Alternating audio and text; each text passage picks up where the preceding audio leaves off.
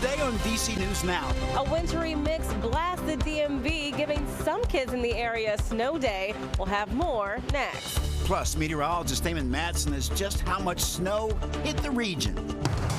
The big game has gone, but the chances to save when watching next year's matchup, they're ongoing. We're stretching your dollar. How the TV price you see first isn't the last one you'll get. I wanna hold your hand.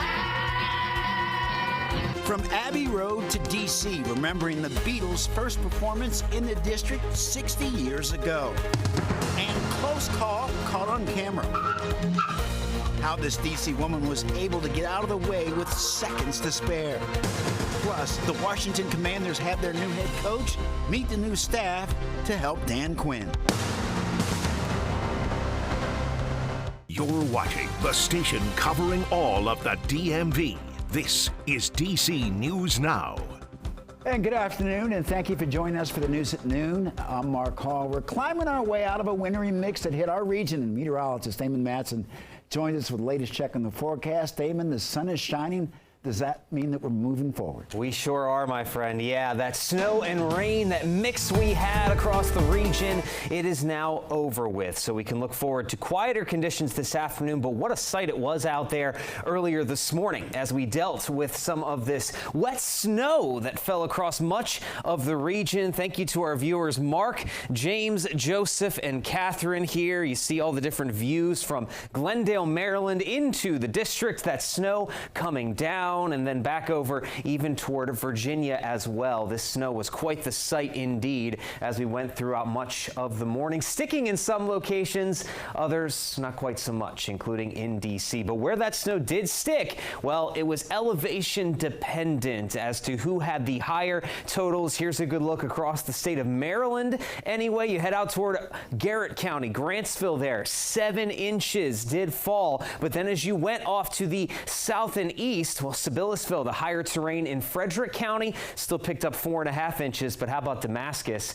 Barely over an inch as you went down toward the district. And you saw the same exact trend across Virginia. More snow, closer to a few inches there in Winchester as you went west. But then as you moved off to the east, barely even an inch across most counties in Virginia, with those official snowfall reports coming in shortly after 9:30. And looking at the satellite and radar picture here, folks, there it is. All of that precipitation, the wet snow, any bit of rain that was left, it is long gone. And we are looking at clearing conditions as we move on through the rest of the afternoon. So things are looking up with that sunshine expected. Temperatures will jump back up a little bit, back up into the 40s at least, but it's going to remain chilly. And the other factor here, it's going to be blustery for the rest of the day. How long are these winds going to stick around? And is there any additional precipitation on the way the rest of the week? We'll have a full look at your forecast coming up in just a bit.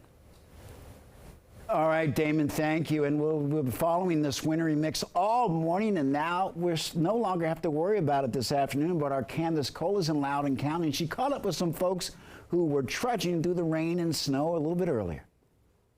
What started out as heavy rain showers early this morning quickly turned into snow flurries across much of the DMV. The snow began in the early morning hours in central Maryland before making its way to Virginia and D.C. around 7 a.m., creating slick road conditions for drivers and a snow day for kids in some areas. According to the National Weather Service, a nor'easter hitting the northeast is responsible for the precipitation coming down across the greater Washington area. That snow steadily accumulating on the grass, but not so much on the pavement itself. Folks I caught up with at the Ashburn Sports Pavilion in Virginia say the weather wasn't going to keep them from their workouts. If there was more snow, maybe, but this is nothing. No, we'll do water aerobics. We do it 3 days a week. As you can hear, I got kiddos in the car. We're going to swim lessons. We live around the corner, streets are clean, so we're still able to be active. And the National Weather Service has issued a warning for gale force winds in some parts of Virginia. That's in effect until 6 o'clock this evening. Reporting in Ashburn, Candace Cole, DC News Now. All right, Candace, thank you. And you can stay ahead of this morning's wintry mix and school closings by downloading DC News Now's weather app. Just scan the QR code on your screen. In Montgomery County, Maryland, a car drove into a building in Gaithersburg. A spokesperson for Montgomery County Fire and Rescue says it happened on the 17,000 block of Kings James Way off of West Diamond Avenue. No injuries were reported, but 6 people were evacuated, and officials say that the car hit and damaged the interior storage area and laundry room for the building. The Montgomery County Fire and Rescue Technical Rescue Team is also on scene stabilizing the building. The cause of the crash is still under investigation. Well, today, the Virginia House of Delegates is expected to vote on a bill that would greenlight preparations for Monumental Sports Potomac Yard Entertainment District. The Alexandria project is the possible future home of the Washington Wizards and the Washington Capitals. The specific bill would create a stadium authority that could issue bonds for the project. Mayor Muriel Bowser says that she'll hold the teams to their agreement to play in D.C. until 2047. Virginia Governor Glenn Youngkin is confident in the proposed move, but lawmakers say the bill is dead on arrival. As far as I'm concerned, it is. Our understanding is that this kind of financing has never been used for a project, for an economic development project like this before. Our only plan is to pursue this incredible project. Well, if the full House passes the bill, it will be sent over to the state Senate for a vote. Alexandria City Council is working to combat swatting issues in the city. Council is holding its first legislation meeting tonight. Since April 2022, at least 25 swatting incidents have happened in Alexandria. The legislation proposes the city to fine people who make false threats. The fine could be nearly $3,000. Well, the Harford County Sheriff's Office is releasing sketches of a suspect in the murder of Rachel Morin. The 37-year-old mother of 5 was killed 6 months ago in Bel Air, Maryland. Now, take a look at these photos. Police say that they just finalized these sketches after receiving more than 1,000 tips from the community. Rachel Morin was found dead after going for a walk on the the Maryland and Pennsylvania Trail, the Ma and PA Trail on August 5th. Detectives believe that Morin's killer may have been in the area for days before her murder. There's a $35,000 reward for information that leads to an arrest and conviction. Well, in Maryland, Montgomery County Police are investigating a robbery in the Ellsworth Place Mall in Silver Spring. Police say there's 2 suspects and a person of interest pictured here entered Layla Mobile around 3 p.m. on February 1st to drop a phone off for repair. When it was done, the employee asked for payment. One of the suspects jumped over the counter and took the phone before hitting the employee in the face and running away. The second suspect jumped over the counter as well and stole products from the store. If you have any information, you're asked to contact police. Well, new details this afternoon on 2 people arrested in Virginia, wanted for violent crimes in Ohio. The arrests were part of the Capital Area Regional Fugitive Task Force. 33-year-old Daniel Glenn, 32-year-old Gregory Stallworth were arrested at a home in Montclair last week. During the arrest, police say they found 5 handguns and 6 rifles.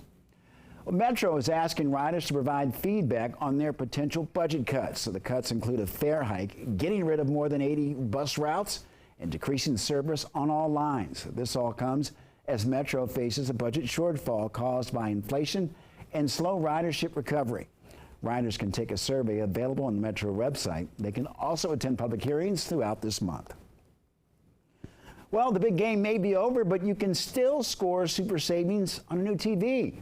Our consumer reporter and weekend anchor Ben Dennis shows us how buying a flat screen now can help you stretch your dollar.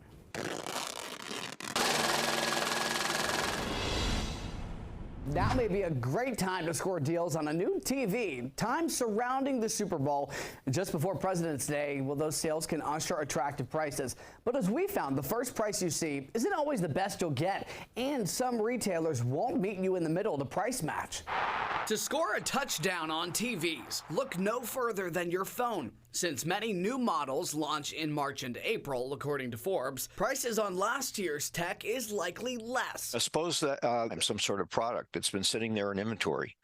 Well, that costs the company money every month.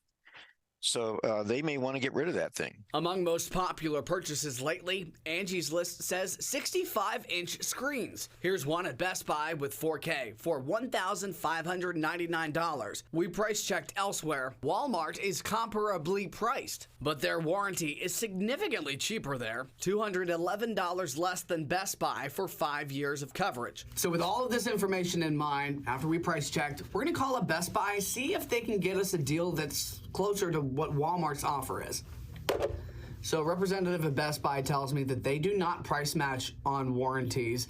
I also asked if they would be able to provide free installation. Short answer, no. I asked about free shipping too. They said that was already included. Despite varied warranty offers, marketing professor Roland Rust at the University of Maryland suggests avoiding them. Of course, they're wanting to do those because they are super high margin. The secret about all this is that none of these warranties actually are any good as a deal for the consumer. Now, Best Buy does give consumers a perk that Walmart won't. They will price match the base cost. Walmart's policy online says that they will not price match competitors. What you see is what you get. Meantime, Target, in addition here, they say they will price match sticker prices just like Best Buy. Ben Dennis, back to you. All right, Ben, thank you. In health news, if you test positive for COVID, you may not have to stay in isolation for 5 days, according to the Washington Post. The CDC is planning to drop this guidance. The Post says the CDC will recommend infected people return to work once they have been fever-free for at least 24 hours. Well, this aligns with recommendations for people infected with flu or RSV. This is the first time COVID isolation guidance has changed since 2021.